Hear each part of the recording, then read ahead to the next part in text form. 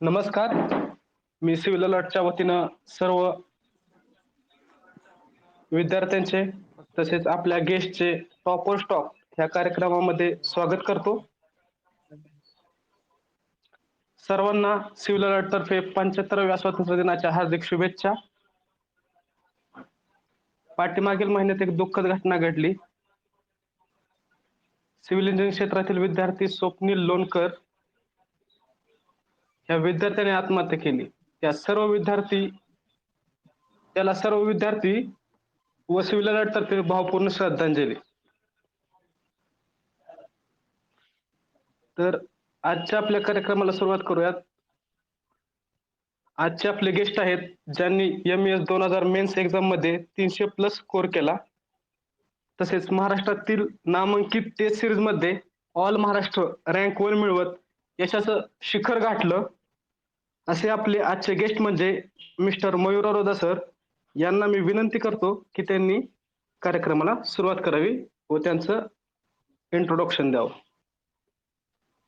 Hello guys, I am Mayur Arora. पहिल्यांदा मी civil alert टीमला धन्यवाद व्यक्त करतो मला ही संधी दिल्याबद्दल.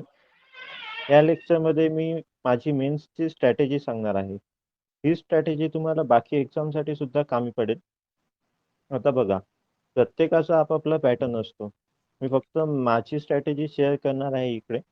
आणि असं काही कंपल्सरी नाही की ही स्ट्रॅटेजी फॉलो केल्यावर एक्झाम क्वालिफाय होईल म्हणून. याच्यातलं फक्त तुम्हाला काही गोष्टी घ्यायच्या आहे आणि शेवटी तुम्हालाच तुमच्या योग्यतेनुसार तुमची स्ट्रॅटेजी बनवायची आहे. ओके, तर हा लेक्चर शेवटपर्यंत ऐका, नक्कीच तुम्हाला याचा फायदा होईल. स्ट्रॅटेजीकडे जाण्या अगोदर मी पहिले स्वतःबद्दल काही सांगू इच्छितो. मी माझी इंजिनिअरिंग 2017ला कंप्लीट केली आहे, Babasaheb Naik college of engineering Pusad इथून. ओके, मग डिग्री कंप्लीट केल्यावर जॉब नसल्यामुळे मग पुण्याला आलो, जसं का आपण सगळे येतो. मग पुण्याला आल्यावर मित्रानं मेडिसीचं सजेस्ट केलं. मेडिसीचं नाव ऐकलं होतं, मग मेडिसीचे क्लासेस केले. इथे आल्यावर मग कॉम्पिटिशनची जाणीव झाली. कॉम्पिटेटिव्ह एक्झाम्स काय असतात हे माहिती झालं. मग सुरुवातीला 1 वर्ष मी गेटचा अभ्यास केला फक्त. क्वालिफाय पण झालो, पण स्कोअर काही इतका विशेष नव्हता. मग काय करायचं पुढे, तर मग MPSC बद्दल ऐकलं होतं. मग MPSC द्यायची ठरवली. मग पहिल्या अटेम्प्टला MPSC प्री सुद्धा क्वालिफाय झालो नाही, ती पण राहिली. मग पुन्हा काय करायचं, तर परत गेटकडे यायचं ठरवलं. असं होते आपल्यासोबत, कारण आपल्यासमोर आपण प्लॅन बी घेऊन चालत नाही. मग मी पुन्हा गेट द्यायचं ठरवलं. यावेळेस स्कोअर आधीपेक्षा चांगला होता, पण हवं ते कॉलेज भेटला नाही. मग आता काय करायचं, तर मग NIT ला ऍडमिशन घेतली MTech साठी. आणि लगेच मग MPSC ची प्री होती 1 महिन्यानी. मग म्हटलं आता NIT ला जायचं आहे, तर थोडासा अभ्यास करून मग प्री देऊ एक वेळ, लास्ट अटेम्प्ट. मग त्यावेळेस प्री निघाली. मग असं ठरवलं की आता मेन्स पण काढायची आहे आणि मेन्सचा अभ्यास करायचा आहे. मग NIT मधलं ऍडमिशन कॅन्सल करून मेन्स द्यायचं ठरवलं. आणि मग प्री आणि मेन्सच्या मध्ये जे 5 महिन्याचा गॅप असतो, त्या 5 महिन्यात मी काय केलं तेच मी आज इथे शेअर करणार आहे. तर बघा, अगोदर सगळ्यात महत्वाचा पॉइंट म्हणजे माझं टाइम मॅनेजमेंट. हा खूप जणांनी प्रश्न विचारलाय की मी माझा टाइम कसा मॅनेज केला. माझा दिवसाचा टाइम मॅनेजमेंट म्हणजे मी 3 स्लॉट मध्ये डिवाइड केला होता दिवस माझा. सकाळी माइंड फ्रेश असतो उठल्यावर. मग सकाळी मी कन्सेप्च्युअल सब्जेक्ट वाचायचो. युजली पेपर 1च असायचं ते नेहमी, कारण तो थोडा कन्सेप्च्युअल आहे. मग दुपारी आराम वगैरे करून पेपर 2 कडे यायचो, ते माझा सेकंड स्लॉट. ठीक आहे. आणि मग इव्हनिंगला संध्याकाळी आपण चहा पितो. चहा पिल्यानंतर माझा जे थर्ड स्लॉट होता, तो फक्त मी रिव्हिजनसाठी ठेवला होता. कारण एक अंदाज झाला होता की 21 सब्जेक्ट कॅरी करणं इतकं सोपं नाही आहे, तर रिव्हिजन खूप करावी लागणार. आणि 5 महिन्यात पहिले 3-3.5 महिने मी हाच रुटीन फॉलो केला होता की सकाळी पेपर 1, दुपारी पेपर 2 आणि इव्हनिंगला फक्त आणि फक्त रिव्हिजन. त्यात नवीन कोणताच टॉपिक वाचायचा नाही. ठीक आहे. तर मग असं काही युनिक मी काही केलेलं नाही आहे, फक्त कन्सिस्टंटली केलं, डिसिप्लिन होता आणि 5 महिने नियमित अभ्यास केला. ओके, आता आपण बघूया एक्झामची स्ट्रॅटेजी कशी आहे. आता सगळ्यात आधी सिलॅबस बघूया. बघा, कोणत्याही एक्झामचं प्रिपरेशन करताना सिलॅबस हा सगळ्यात महत्त्वाचा पार्ट असतो. मी अभ्यास करताना दोन गोष्टी नेहमी माझ्या टेबलवर असायचं. एक प्रिव्हियस इयर क्वेश्चन आणि दुसरा सिलॅबस. अभ्यास नेहमी मी सिलॅबसनुसारच केला, एकदम स्ट्रिक्ट टू सिलॅबस. आणि जास्तीत जास्त सिलॅबस कव्हर करायचा प्रयत्न करायचा आपण. आणि माझं कसं होतं, मी एका सब्जेक्टचा एखादा चॅप्टर वाचला तर मी तो चॅप्टर सिलॅबसवर अंडरलाईन करू, म्हणजे मला लक्षात येत होतं की किती सिलॅबस कव्हर झाला आणि किती राहिला आहे. तर त्याच्यानुसार स्पीड आपली कमी जास्त करायची. तर हा माझा रुटीन होता. आता थोडंसं मेन्स बद्दल आल्यावर, मेन्समध्ये दोन पेपर आहे. एक पेपर 1 आणि पेपर 2. पेपर 1 मध्ये 9 सब्जेक्ट आहे जवळपास. आणि पेपर 1चं काय आहे, पेपर 1 खूप स्कोरिंग आहे. तर पेपर 1 वर नीट अभ्यास करा. थोडंसं जास्त फोकस असू द्या. कन्सेप्च्युअल आहे, पण आपल्या एमपीएससी लेवलला खूप बेसिक क्वेश्चन येतात. कारण IASचं पेपर 1 तुम्ही जर का बघसाल तर खूप असं जास्त डिफिकल्ट आणि कन्सेप्च्युअल क्वेश्चन येतात. एमपीएससी तितके डिफिकल्ट क्वेश्चन विचारत नाही पेपर 1 चे. बेसिक येतात. तर मग आणि तुम्ही बघसाल ना, 2019 ची जी मेन्स आहे त्याचा जो स्कोर आहे त्याचा मेजॉरिटी ऑफ पोर्शन पेपर 1 नी मुलांचा आलेला आहे. पेपर 1 चा स्कोर पेपर 2 पेक्षा मुलांचा चांगला आहे. कारण तो स्कोरिंग असतो आणि इझी असतो. जास्त काही डिटेल एमपीएससी आपल्याला विचारत नाही. आणि जर तुम्ही तुमचे बेसिक्स क्लिअर ठेवले ना, तर तुम्हाला जास्त वेळ सुद्धा लागत नाही पेपर 1 कव्हर करायला. ओके. आता पेपर 1 मध्ये स्कोरिंग सब्जेक्ट आहे म्हणजे नेमके कोणते? सॉर्म झाला, स्ट्रक्चर झाला, आरसीसी आणि प्रिस्टेस. हे सब्जेक्ट आहे ते स्कोरिंग आहे. ठीक आहे. आता या सब्जेक्टची टोटल 200 पैकी 110 मार्क होते जवळपास, हे 5 सब्जेक्ट मिळवले की. तर आपण कसा अप्रोच ठेवायचा, अभ्यास करताना 110 पैकी 100 प्लस मार्क आपल्याला भेटले पाहिजे. कारण 300 प्लस साठी तुम्हाला हा गरजेचा आहे. हाच जो पोर्शन आहे जो स्कोरिंग आहे. तर 100 प्लस टार्गेट ठेवायचा आणि 100 प्लस भेटतात पण. कारण खूप हे सब्जेक्ट आहे जे इझी असतात. ठीक आहे. आणि आता मेन्सची स्ट्रॅटेजी सांगायची म्हणजे पूर्ण तुम्ही मेन्सला पेपर 1 पेपर 2 ला स्ट्रॅटेजी एकच नाही अप्लाय करू शकत. प्रत्येक सब्जेक्टची आपापली एक स्ट्रॅटेजी असते. आता बघा, आता पेपर 1 मध्ये सॉर्म आहे. सॉर्म मध्ये तुम्ही कोणते नोट्स वाचले तरी चालतात, इतकं काही नाहीये. फक्त तुम्हाला बेसिक्स क्लिअर पाहिजे सगळे. सॉर्म मध्ये तितकंच लागतो आपल्याला, त्या बेसिक वरच क्वेश्चन येतात. एसएफडी, बीएमडी, डिफ्लेक्शनवर डायरेक्टली फॉर्म्युला येईल. ओके. आणि स्ट्रक्चरल अनालिसिस मध्ये कसं आहे, तुम्हाला जास्तीत जास्त प्रॅक्टिस करावी लागणार. कारण तुम्ही जितक्या वेळा प्रॅक्टिस करणार, जितक्या वेळा क्वेश्चन सॉल्व्ह करणार, तितके तुमचे क्वेश्चन जास्त क्लिअर होतात. आणि एक पर्टिक्युलरच क्वेश्चन राहू द्या तुमचे, तेच पुन्हा पुन्हा सॉल्व्ह करा स्ट्रक्चरमध्ये. त्याच्याने कन्सेप्ट जास्त क्लिअर होता. आता बघा, आता हे सॉर्म आणि स्ट्रक्चर झालं, तिथं आपण कन्सेप्च्युअल अभ्यास करायचा. बेसिक्स क्लिअर ठेवायचे नाही, जास्त डीप नाही जायचं. ओके. आता बघा, याच्या अपोजिट म्हणजे आरसीसी. आता आरसीसी मध्ये काय आहे, तिथे जास्त कन्सेप्ट आपल्याला लागत नाही.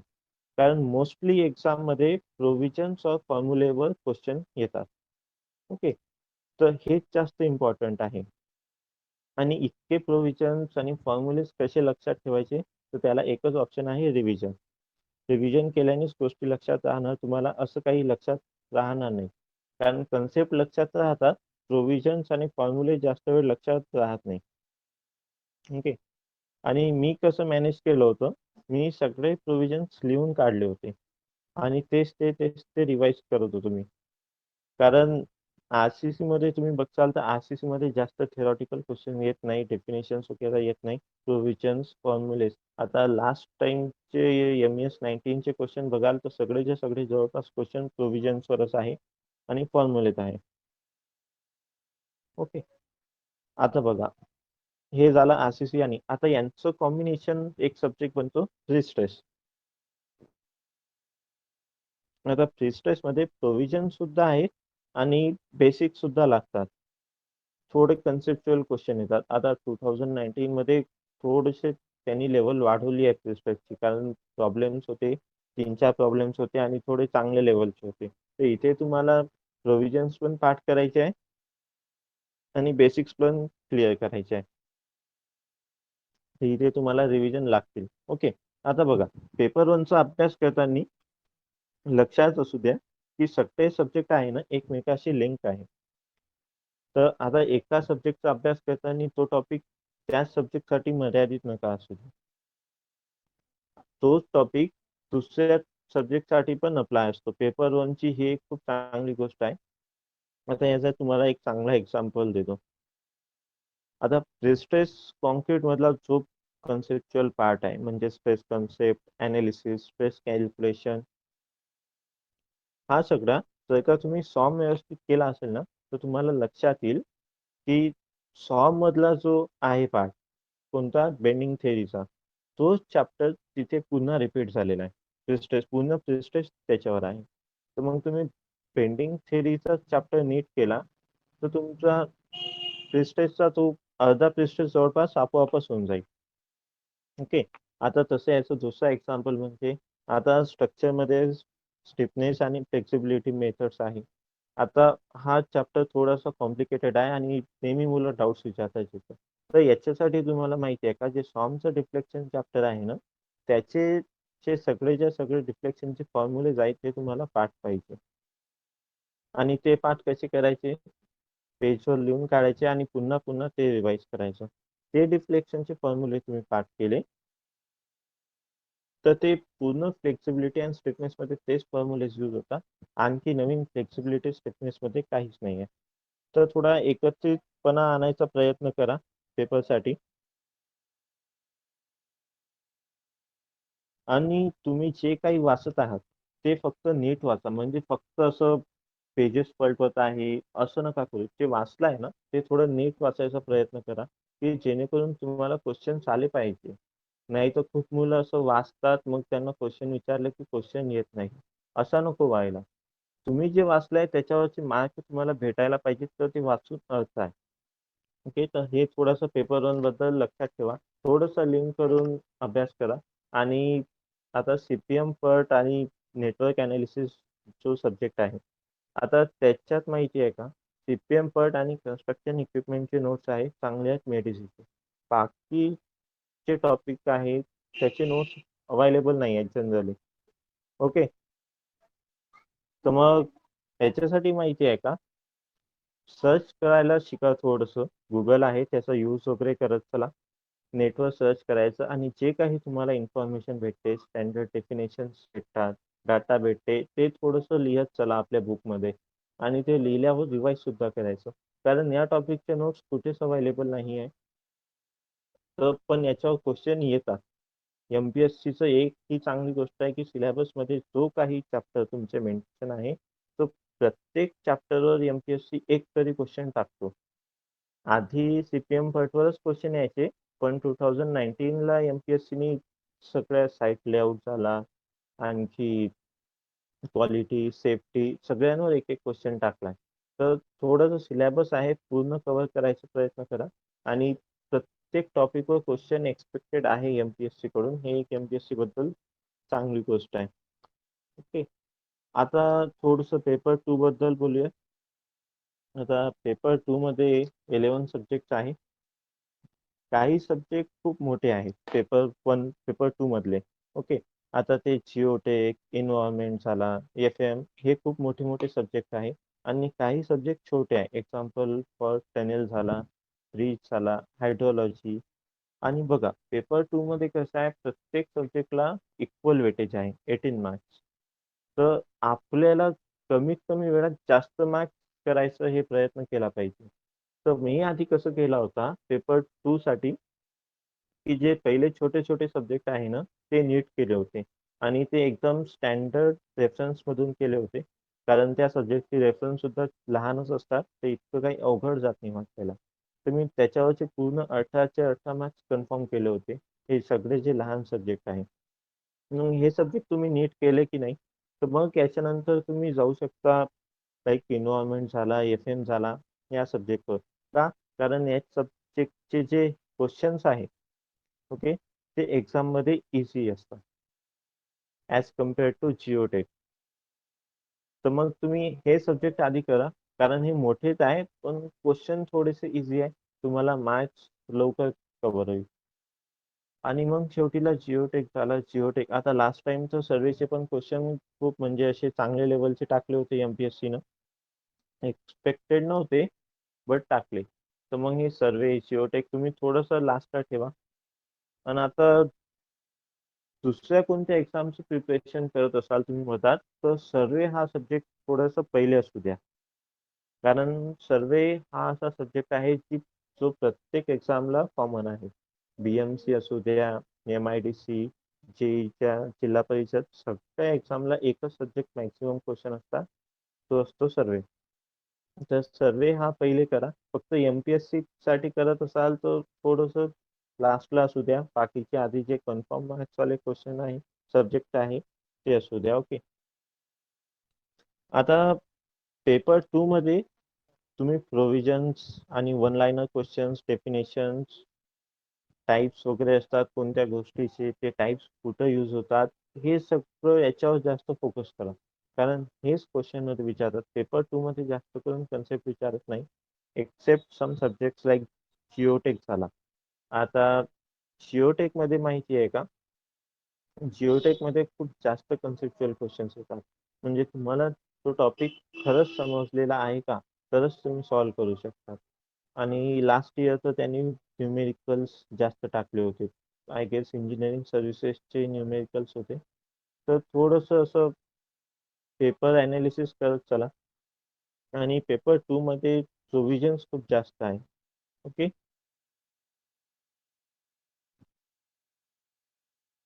आणि आता हे सगळे प्रोव्हिजन्स लक्षात कसे ठेवायचे, तर आता याच्यावर माहिती आहे का, याची एकच ट्रिक आहे, रिव्हिजन करावं लागेल तुम्हाला. आणि रिव्हिजन खूप जास्त रिव्हिजन्स लागतात, असं फ्रिक्वेंट असं नाही. की तुम्ही आता मुलं काय करतात जनरली, की पहिला सब्जेक्ट वाचतात, मग दुसरा, तिसरा, मग 20 सब्जेक्ट वाचतात आणि 20 झाल्यावर पुन्हा पहिल्यावर येतात रिव्हिजन करायला. ओके. तर तसं नको व्हायला. कारण तुम्ही 20व्या सब्जेक्टवर येतात ना, तर पहिला सब्जेक्ट हा विसरून जातात. मग पुन्हा तो पहिला सब्जेक्ट वाचायला तितकाच वेळ लागतो जितका तुम्हाला फर्स्ट रिडिंगला लागतो. आणि जवळपास सगळे मुलं हाच पॅटर्न फॉलो करतात. तर माझं म्हणणं असं की फ्रिक्वेंट रिव्हिजन असू द्या. आता मी रोज संध्याकाळी रिव्हिजन करायचो, कारण मला माहिती आहे इतकं सारं रिव्हिजन लक्षात ठेवणं असं शक्य नव्हतं. आणि पेपर 2 मध्ये तुमच्यासाठी सगळ्यात जास्त इम्पॉर्टंट आहे ते शॉर्ट नोट्स. कारण तुम्ही जे रिव्हिजन करता ओके, तर पुन्हा पुन्हा पुन्हा पुन्हा नॉर्मल नोट्स मधून रिव्हिजन करणं हे फिजिबल नाही. तर तुम्हाला काहीतरी वेगळं करावं लागेल दुसऱ्यांच्या समोर जायचं आहे तर थोडंसं शॉर्ट नोट्स वगैरे बनवा. आणि मी अभ्यास करताना पेपर 2 चा जो आहे ना, ते 1-2 वेळा आधी नॉर्मल नोट्स मधून वाचलं होतं. ओके.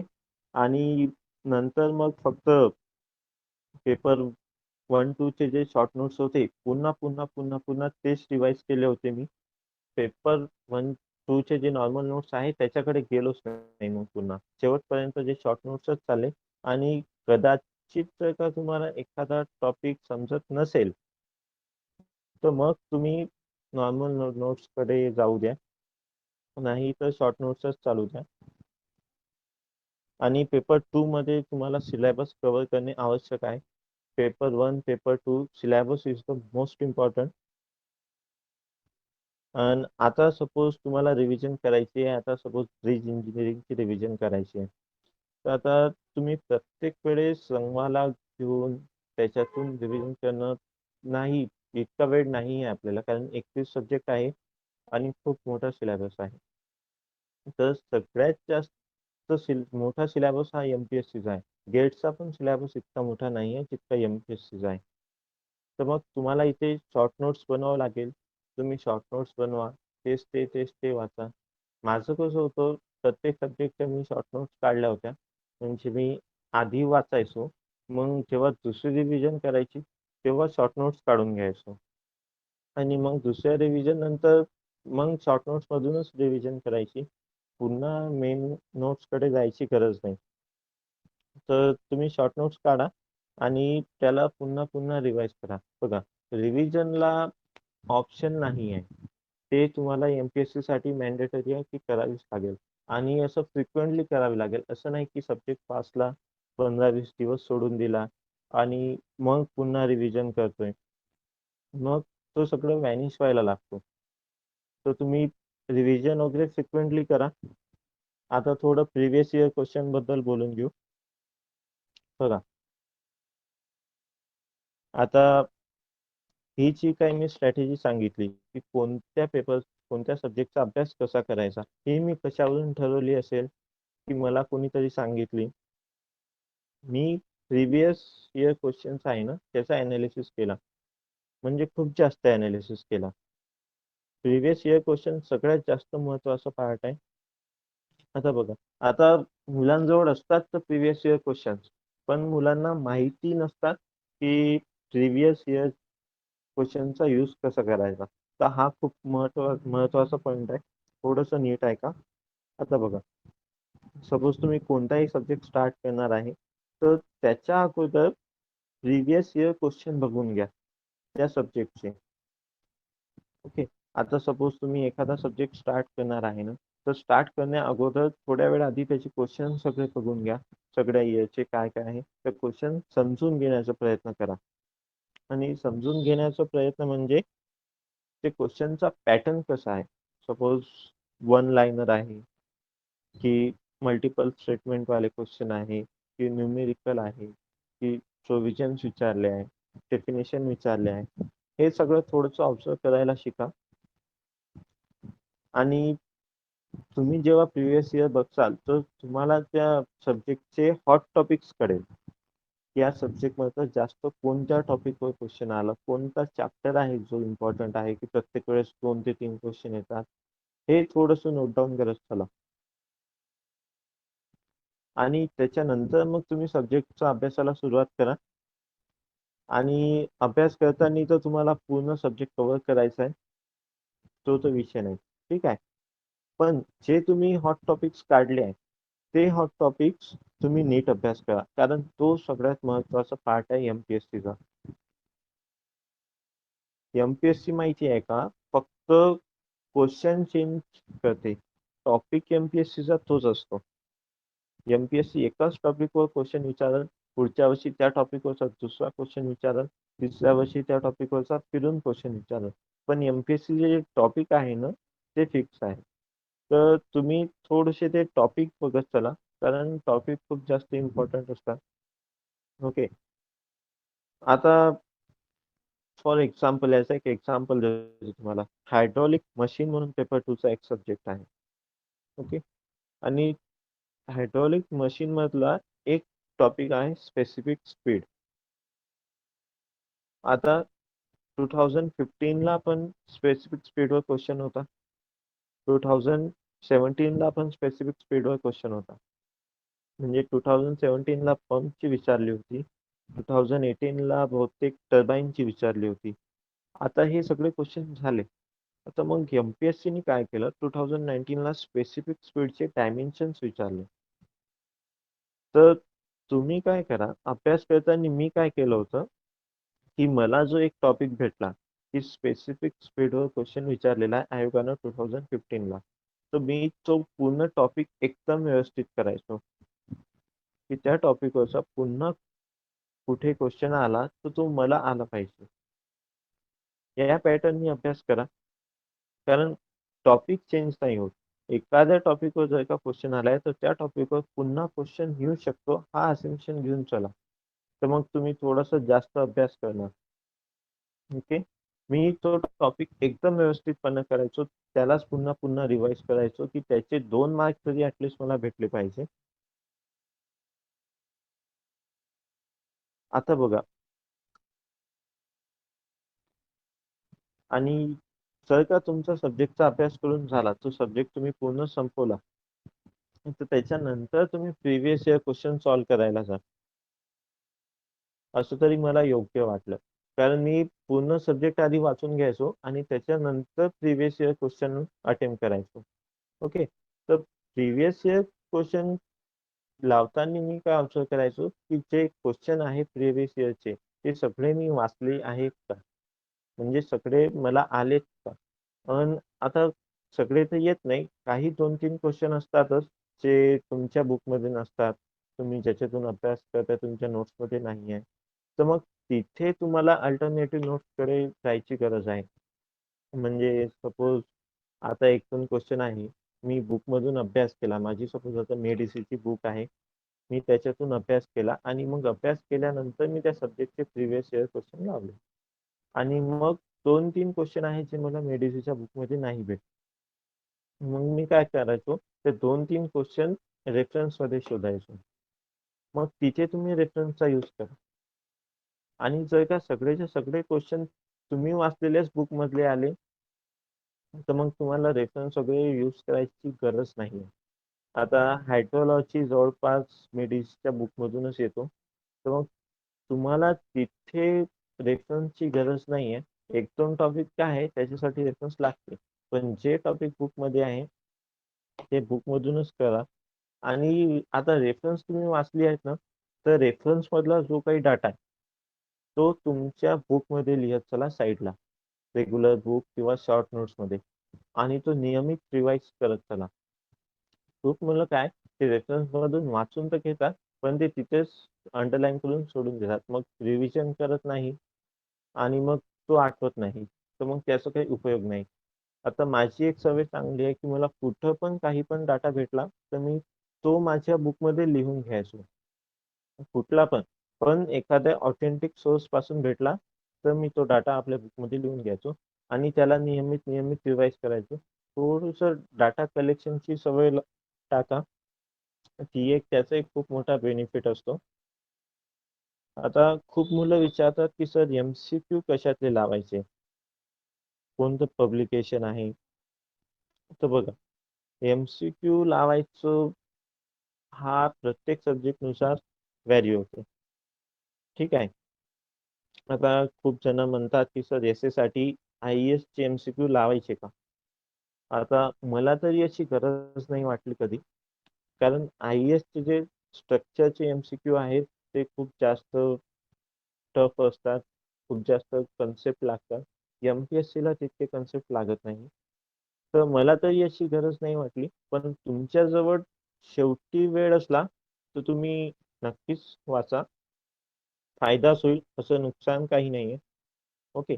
आणि जे काही बाकीच्या सब्जेक्टचे एम-सी-क्यू आहे, आता पेपर 2 चे, ते तुम्ही आता खूप जण गुप्तायन तुम्ही लावतात. तेच विचारत राहतात, सर कोणती बुक चांगली आहे? त्याच्यापेक्षा मी प्रिफर केले होते, की प्रत्येक जो सब्जेक्टचा स्टँडर्ड डिफरन्स असतो ना, त्याच्या मागं तुम्ही जर का रेफरन्स वाचली असाल, तर तुम्हाला माहीत पडेल, की बुकच्या एंडला एम-सी-क्यू असतात. प्रत्येक बुकच्या. आता इरिगेशनचं गर्ग झाला, एन्व्हायर्नमेंटचा सुद्धा गर्ग आहे. हायड्रोलॉजीचा सुब्रमण्यम झाला, फिशरेस कृष्णराजू, एफ-एम साठी बन्सल आहे. हे सगळे सब्जेक्टचे एम-सी-क्यूज त्या बुकच्या मागे असतात.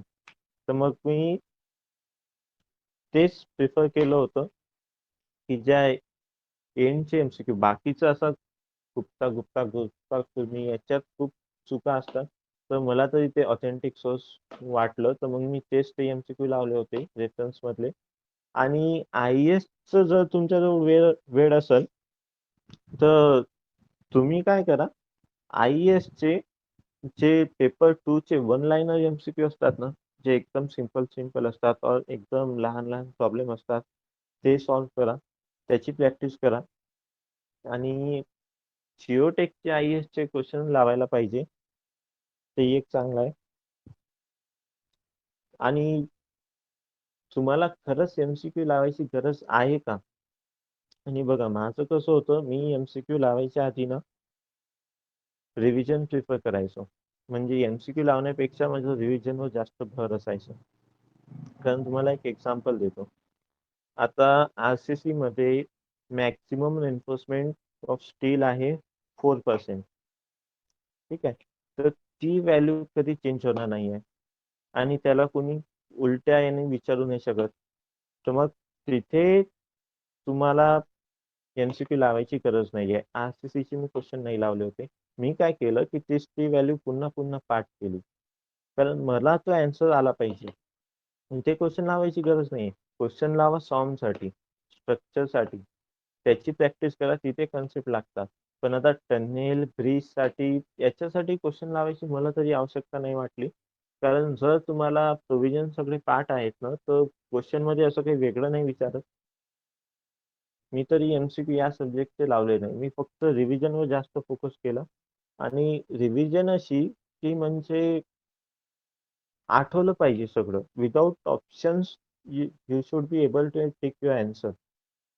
ऑप्शनची गरज पडली नाही पाहिजे. इतकी रिव्हिजन तुमची झाली तेव्हा तुम्ही 300+ इझिली स्कोअर करू शकता. नाही तर काही मुलं असतात, आता विचारलं मॅक्सिमम एन्फोर्समेंट इन स्टेट, मग 4 आहे का 6 आहे का, कॉलम 6 आहे, त्यात कन्फ्युजन असतो. तिथे चुका होतात आणि तिथे निगेटिव्ह मार्क जातात. तर याच्यासाठी तुम्हाला बेस्ट ऑप्शन सांगतो, एका पेजवर प्रोव्हिजन्स लिहून घ्यायचे आणि पुन्हा पुन्हा तेच प्रोव्हिजन्स रिकॉल करायचे. ओके. आता काही मुलं नवीन असतील, काहींनाही ते माहिती असेल. मी रिव्हिजन बद्दल काय करायचो ना, एक ट्रिक आम्हाला मेडिसीच्या सरांनी सांगितली होती. एक I111 म्हणून रिव्हिजनची टेक्निक आहे. ओके. आता आय म्हणजे इमिजिएट आणि 1 म्हणजे 1 डे, 1 वीक, 1 मंथ. आणि मी हाच पॅटर्न फॉलो केला होता. आज जर का आता कोणता टॉपिक वाचला तर तो टॉपिक पूर्ण फिनिश झाल्यावर एक इमिजिएट रिव्हिजन द्यायची. पुन्हा मागे जाऊन तेवढे पेजेस ओव्हरलुक करून घ्यायचे. 2 मिनिटात रिव्हिजन होऊन जाते सगळे. मग पुढच्या दिवशी पुन्हा ते टॉपिक रिव्हिजन करायचं. ओके. आणि मग तिसरी रिव्हिजन इथून 7 दिवसांनी करायची, आफ्टर 7 डेज. ठीक आहे. आणि मग पुढची रिव्हिजन आफ्टर 1 मंथ, एका महिन्यानी करायची. असं म्हणतात की इतकं केल्यावर लक्षात राहते म्हणून. आता मी तर पहिले 3-3.5 महिने जवळपास हाच रुटीन फॉलो केला होता. आणि माझा जो इव्हनिंग स्लॉट होता, म्हणजे चहा नंतरचा संध्याकाळचा, त्याच्यात मी फक्त हाच टाइम टेबल फॉलो करू. माझ्याजवळ शेड्यूल राहायचं की मी कधी काय वाचलंय. तर इव्हनिंगला मी फक्त रिव्हिजन करत होतो. ठीक आहे. तर तुम्ही हा इतका स्ट्रिक्टली फॉलो नाही केला तरी चालेल.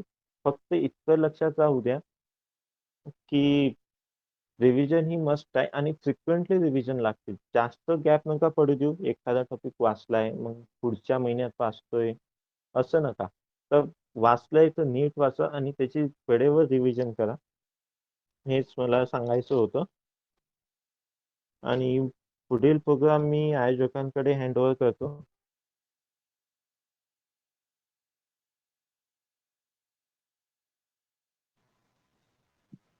धन्यवाद सर. तसं सरांनी आपल्या सगळ्याच ज्या प्रॉब्लेम असतात या फेजमध्ये त्या फेजचे उत्तर देण्याचा तंतोतंत प्रयत्न केलेला आहे. तर आपण आपल्या मेलवरती काही मुलांचे क्वेश्चन आलेले आहेत. त्यातले काही कॉमन क्वेश्चन म्हणजे जे रिपीट होतील असे ते क्वेश्चन कॅन्सल केले आहेत. त्यातले काही क्वेश्चन. तर पहिला क्वेश्चन आहे सुमित पवार यांचा. सुमित पवार विचारतायत की सर मेन्स सिलेबस मधील आतापर्यंत 4 ते 5 सब्जेक्ट कव्हर झालेले आहेत. पुढील काळात माझी स्ट्रॅटेजी कशी असावी, हा त्यांचा पहिला प्रश्न आहे. आणि दुसरा, यानंतर रिव्हिजन स्ट्रॅटेजी बद्दल थोडं मार्गदर्शन करावं. आता 4 ते 5 सब्जेक्ट झाल्यावर मला तरी वाटते तुम्ही सध्या तरी तुमचं सिलेबस कव्हर करण्यावर जास्त फोकस केला पाहिजे. कारण इथून तरी जास्त वेळ भेटणार नाहीये. 2.5 ते 3 महिने जास्तीत जास्त भेटणार मेन्ससाठी. आणि इतक्या कमी वेळात इतका मोठा सिलेबस कव्हर करणं शक्य नाहीये. तुम्ही सध्या थोडीशी स्पीड वाढवा, वेळ जास्त द्या आणि सगळ्यात आधी सिलेबस कंप्लीट करा. आणि जे काही वाचलंय ते थोडं थोडं रिवाइज करत चला. कारण एकदम पण जास्त वेळ तुम्ही जर का दिला तर मग तुमचं सिलेबस राहून जाईल. माझ्यासोबत पण झालं होतं. मी 3-3.5 महिने रिव्हिजनचा स्लॉट जास्त फॉलो केला. शेवटी असं वाटलं की सिलेबस राहिलाय, तर ते स्लॉट काढून मग मी सिलेबस आधी कंप्लीट केला. कारण बघा, एखादा सब्जेक्ट डिटेल करण्यापेक्षा तुम्हाला सगळ्या सब्जेक्टचे बेसिक्स माहिती असणं आवश्यक आहे. कारण एमपीएससी चे क्वेश्चन एकदम बेसिक लेवलवर असतात. तुम्ही इंट्रो सुद्धा वाचून गेले ना, त्यातला देखील एखादा क्वेश्चन पडतो. तर सिलेबस कंप्लीट करा, इतकंच माझं मत आहे. आणि रिव्हिजनची स्ट्रॅटेजी तर मी सांगितलेलीच आहे आधी, तीच फॉलो करा. फक्त जास्त गॅप नका पडू देऊ रिव्हिजनमध्ये. Okay sir. दुसरा क्वेश्चन आहे तुषार सोमवंशी. तुषार सोमवंशी विचारतायत की सर विदाउट रेफरन्स बुक आपण 300+ स्कोर करू शकतो का? हा थोडासा अवघड प्रश्न आहे. आता मी तर यूज केले आहे. आता ते डिपेंड करते की तुम्ही कोणत्या क्लासेसचे नोट्स यूज करत आहे. आता एखादी चांगल्या क्लासेसची नोट्स असले तर ते रेफरन्सची गरज कमी पडते. आणि आता साध्या नोट्स असेल तर तिथं रेफरन्सची गरज जास्त असते. तर थोडंफार बाजूला असू द्या, एकदम पूर्ण रेफरन्स वाचायची गरज नाही. जसं मी म्हटलं होतं की प्रिव्हियस इयर बघा, त्याच्यातले ते टॉपिकचे क्वेश्चन तुमच्या बुकमध्ये नाही आहे. फक्त ते टॉपिक्स तुम्ही रेफरन्स मधून वाचा. बाकीची पूर्ण रेफरन्स वाचायची गरज नाही लागत कोणालाच. इतकं 1000 पेजेसची प्रत्येक रेफरन्स आहे. इतका वेळ आपल्याकडे बी नसतो.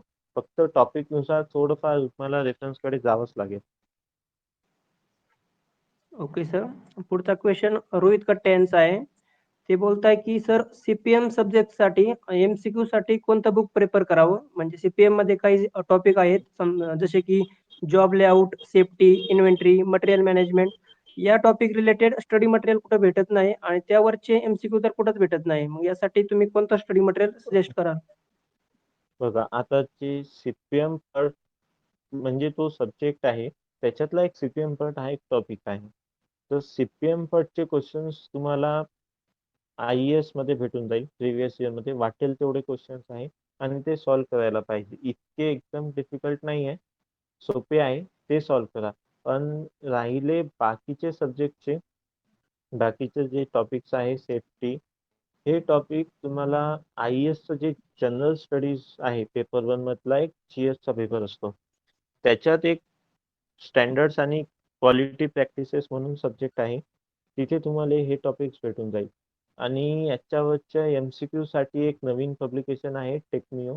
असं पुणे युनिव्हर्सिटीचं टेकमॅक्स असते ना, तसाच एक टेक्निओ पब्लिकेशन आहे. त्यांच्या बुकमध्ये MCQ आहेत. मी आणखी तरी यूज केला नाहीये. पण असं ऐकलं आहे की त्यांच्या बुकमध्ये MCQ आहे. तिथं तुम्हाला बाकीच्या टॉपिकचे MCQ भेटून जाईल.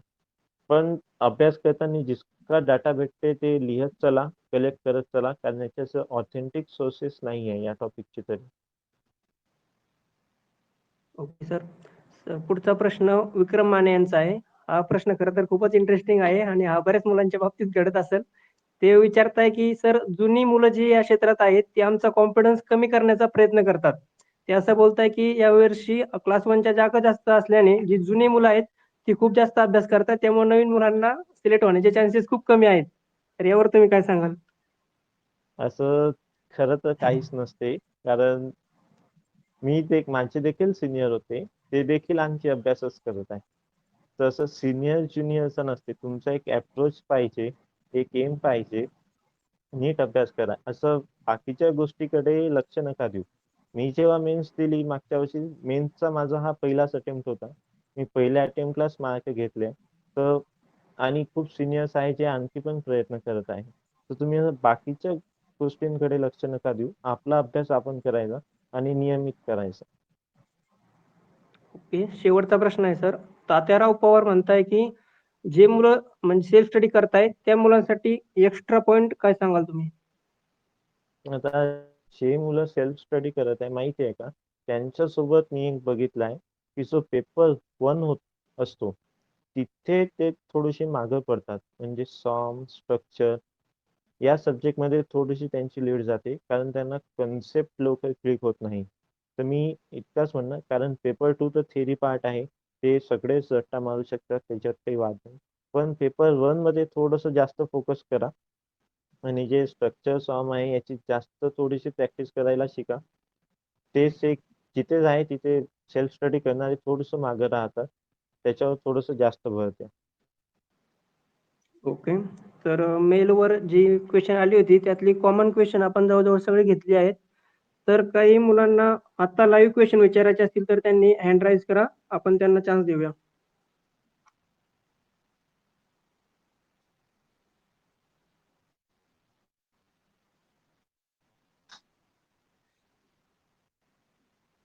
हॅलो. हा बोला.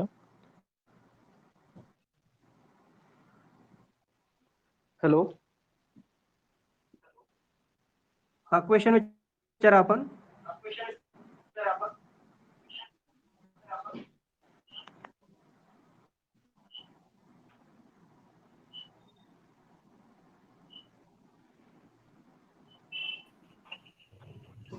हॅलो.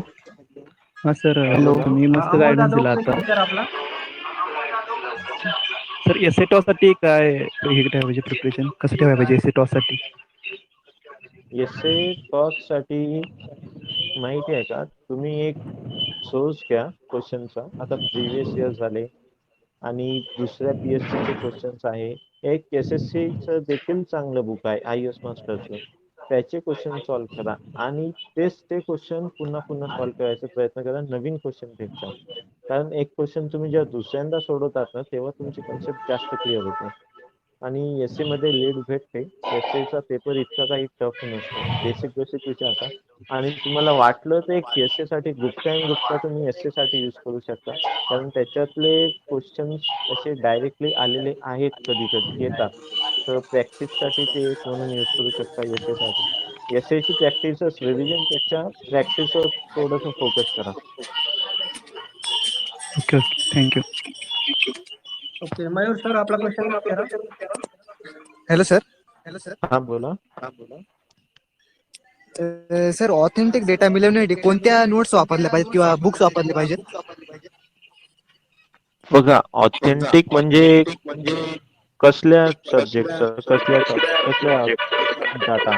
म्हणजे जे पेपर टूचे ब्रिज इंजिनिअरिंग वगैरे, टनेल इंजिनिअरिंग, त्यांचे ऑथेंटिक डेटा मिळवत नाही, भेटत नाही सर.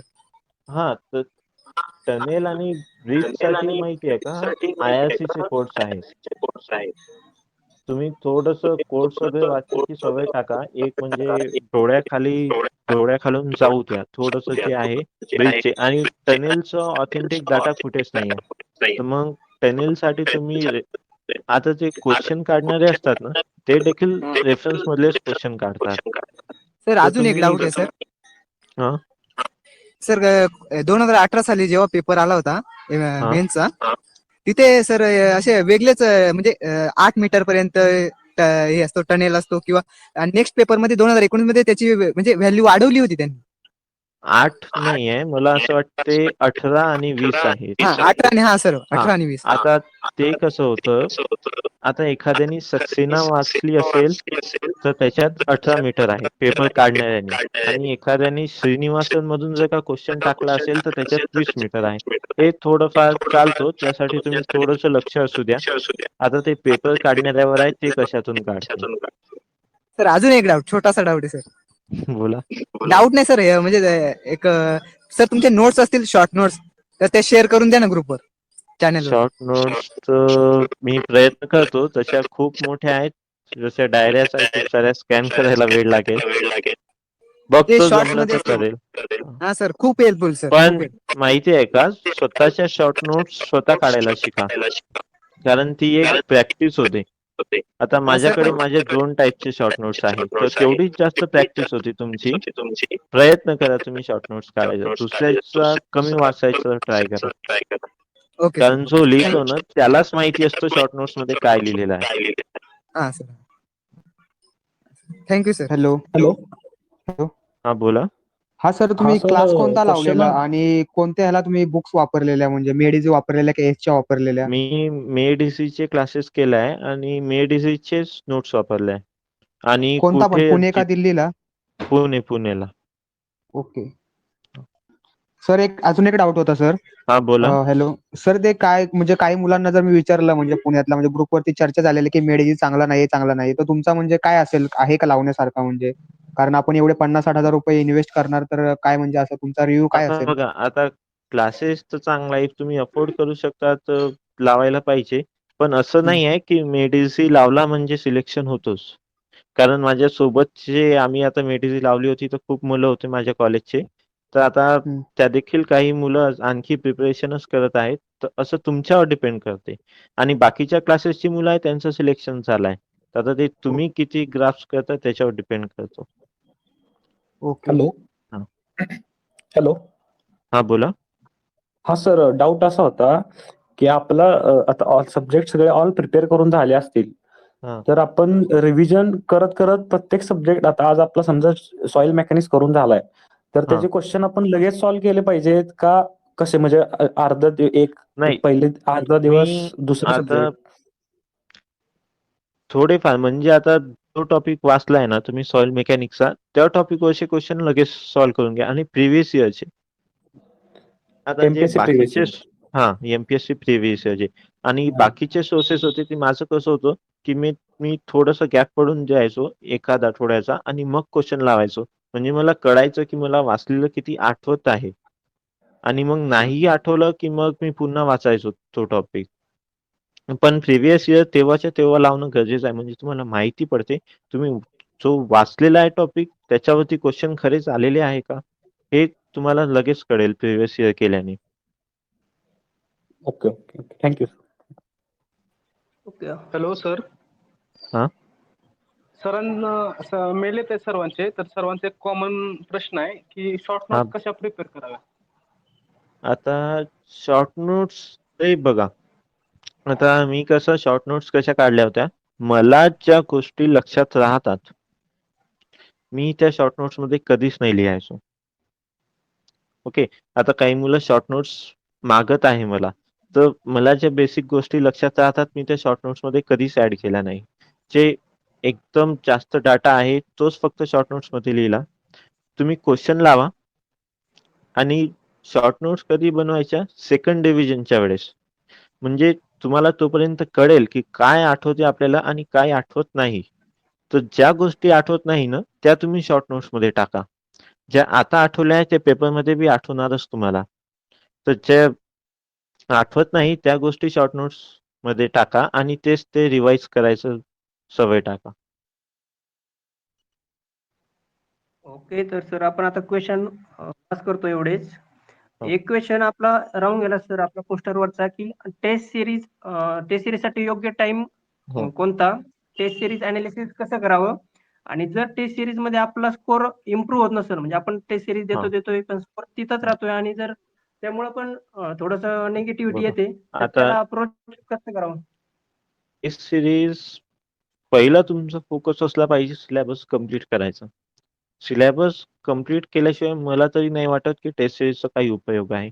सिलेबस कम्प्लीट करा, मग टेस्ट सिरीज द्या आणि टेस्ट देताना थोडस सिरियसली द्या. आता बघा, आता मुलांचे प्रश्न होते की सर टेस्ट सिरीज मध्ये कमी मार्क आल्यावर कसे इम्प्रूव्ह करायचे, म्हणजे कमीच मार्क येत आहे. बघा, कमी मार्क येण्याचे 3 रिझन्स आहेत. पहिला तर म्हणजे जो क्वेश्चन आहे टेस्ट सिरीज मधले ते तुम्ही वाचलेलेच नाहीये, out of the context question आहे. आणि दुसरा टाईप म्हणजे क्वेश्चन वाचलेला आहे तुमचा पण तुम्हाला कळालाच नाही की तो क्वेश्चन कशावर आहे. ओके. आणि तिसरं म्हणजे असं की तो क्वेश्चन तुम्हाला समजला पण तुम्हाला आठवला नाही, कन्फ्युजन मध्ये चुकला. हे 3 रिझन्स आहेत पेपरमध्ये मार्क कमी यायचे. तर बघा, आता जर का तो question out of the context आहे ना तर तुम्हाला तिथं ऍडिशनल सोर्सेस वाचायची गरज आहे. आय.एस. कोड्स वाचा, थोडेसे रेफरन्सेस बघा. आय.एस. कोड पूर्णच्या पूर्ण वाचायची गरज नाही, थोडंफार डोळ्याखालून जाऊ द्या, इम्पॉर्टंट प्रोव्हिजन्स आहे. ठीक आहे, थोडीशी स्पीड वाढवा वाचण्याची आणि जास्त डाटा कलेक्ट करायची सवय टाका. ओके. आणि डाटा कलेक्ट करताना सुद्धा काही मुलं गुगलवर सर्च करतात, तेच लिहून घेतात. डाटा आय.एस. कोड मधला असला तरच तो लिहायचा, कारण एमपीएससी तोच डाटा विचारते. जे मेन सब्जेक्ट आहे तिथं आय.एस. कोड आहे, आय.एस. कोड मधलेच क्वेश्चन येतात. ओके. आणि आता जर का क्वेश्चन सपोज तुम्हाला समजलाच नाही तर इथे एक सगळ्यात इझी ट्रिक आहे जी मी फॉलो करतो. त्या क्वेश्चनला ब्रेक करायचं आणि ब्रेक करून ट्रान्सलेट करायला शिका त्या क्वेश्चन. म्हणजे एखादा मोठा क्वेश्चन आहे तो आपल्याला समजत नाही, मुलं पहिलेच भिवून जातात की हे क्वेश्चन कशाबद्दल आहे. वाचा, वाचल्यावर समजत नसेल तर त्याला ट्रान्सलेट करायचं शिका क्वेश्चनला वेगवेगळ्या पार्टमध्ये. आता याचा एक एक्झाम्पल देतो. फिल्ड टेस्टला 2019 ला एक क्वेश्चन होता. आता सगळ्यांनी वाचलेला आहे की फिल्ड टेस्ट मध्ये सायमल्टेनियस टेन्शनिंगचं जो इलास्टिक शॉर्टनिंगचा लॉस असतो तो 0 असतो. आता एमपीएससीने काय केलं की 4 ते 5 लाईनीचा प्रॉब्लेम बनवला याच्यावर आणि लास्टला फक्त हेच विचारलं की बा सायमल्टेनियस टेन्शनिंग केलेली आहे त्याचं लॉस काढा म्हणून. डायरेक्टली जे वाचलेलं आहे त्याचा आपल्याला यूज करता आला पाहिजे. चौथा ऑप्शन होता 0, तो टिक करायचा होता. पण काही मुलं भिऊन जातात इतके मोठे मोठे प्रॉब्लेम बघून. त्याला ब्रेक करा, रिअलाइज करा की बा काय वाचलेलं आहे याच्यातला ते प्रयत्न करा. आणि तिसरं म्हणजे आता सपोज तुम्हाला कन्फ्युजन होत असेल, आठवत नसेल, तर तुम्ही तिथं रिव्हिजन वाढवायला पाहिजे. आणि रिव्हिजन अशी करा की म्हणजे न ऑप्शन्सच्या तुम्हाला आन्सर आले पाहिजे. आता मी म्हटलं होतं की maximum enforcement in of steel 4% आहे ना, तर ती तुम्हाला ऑप्शन्सची गरज नाही पडली पाहिजे. कधी बी तुम्हाला आठवलं पाहिजे 4% आहे. तर तुमची मार्क नक्कीच वाढेल. हे थोडंसं एनालिसिस करा स्वतःच्या टेस्ट सीरीजचा आणि मेन फोकस सिलॅबसवर असू द्या, सिलॅबस कंप्लीट करण्यावर. कारण सिलॅबस कंप्लीट केल्याशिवाय तरी टेस्ट सीरीजकडे नको जायला असं मला वाटते.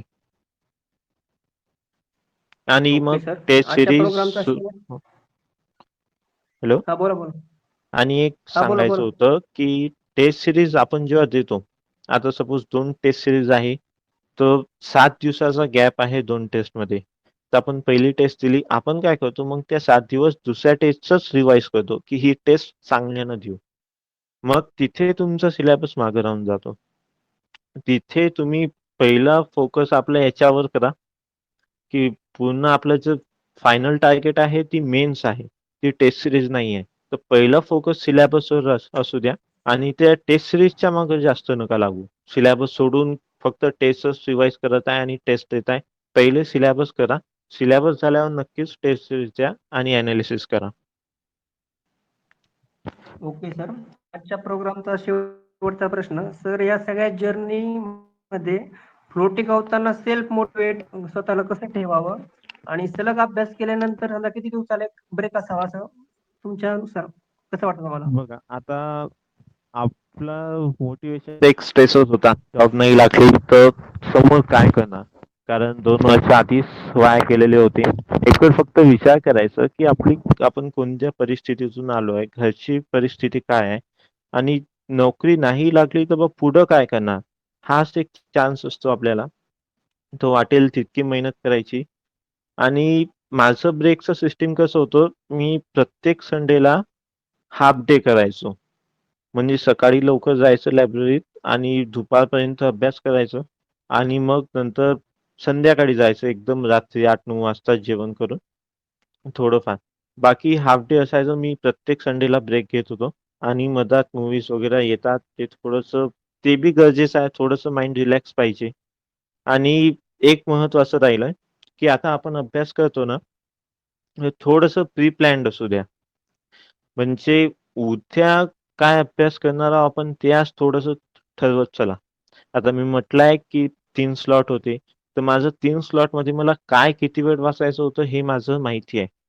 अन् ते टॉपिक का मी लवकर संपवला, तर मग माझी सुट्टी. मग तो तिथं मी ब्रेक घ्यायचो. मग डायरेक्ट सेकंड स्लॉटला यायचो. जसं एक डोक्यात असायचं, की हे पटकन फिनिश करू, आराम करायला भेटेल. तर मग त्याच्यामुळे मी फास्ट अभ्यास करायचो. ब्रेक पण आवश्यक आहे. असं दिवसभर पण अभ्यास नाही. थोडंफार रिलॅक्स पण पाहिजे. ओके. चालतंय सर. खूप खूप धन्यवाद सर. खूप मोलाचं मार्गदर्शन तुम्ही केलं आणि याचा फायदा नक्कीच सगळ्या मुलांना होईल. आणि आपल्या चॅनलवर आयोजित केलेल्या या चर्चेला आज मुलांनी पण खूप छान रिस्पॉन्स दिला. त्यामुळे त्यांचेही आभार. तुमचे पुनश्च आभार सर. आणि असे सेशन आपण मुलांच्या फायद्यांसाठी भविष्यातही घेत राहू. सर्व मेन्ससाठी अभ्यास करणाऱ्या मुलांना व आपल्या अजून दुसऱ्या कॉम्पिटिटिव्ह एक्झाम करणाऱ्या मुलांना परीक्षेसाठी शुभेच्छा. आणि आपण आपलं आजचं हे संभाषण इथे संपवतो. धन्यवाद.